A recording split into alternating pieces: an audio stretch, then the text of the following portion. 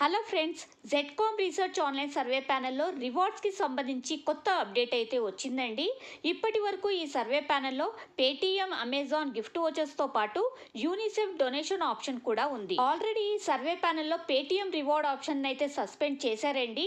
కానీ ఫిబ్రవరి 29 తర్వాత నుండి పేటీఎం రివార్డ్ని అలాగే యూనిసెఫ్ చారిటీ ఆప్షన్ని ఇందులోంచి పూర్తిగా తీసేస్తున్నారు. పేటీఎం రివార్డ్ని తీసేసిన తర్వాత ఇందులో అమెజాన్ గిఫ్ట్ వోచర్ ఒక్క రివార్డు మాత్రమే ఉంటుంది కాబట్టి అమెజాన్ గిఫ్ట్ వోచర్తో పాటు మరికొన్ని గిఫ్ట్ వోచర్ రివార్డ్స్ అయితే కొత్తగా ఇందులో యాడ్ చేస్తున్నారండి.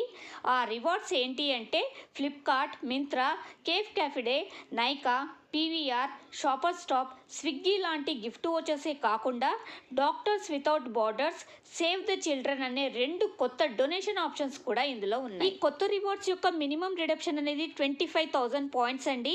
ఈ సర్వే ప్యానెల్లో 25,000 పాయింట్స్ ఈక్వల్ టు 250 రూపీస్.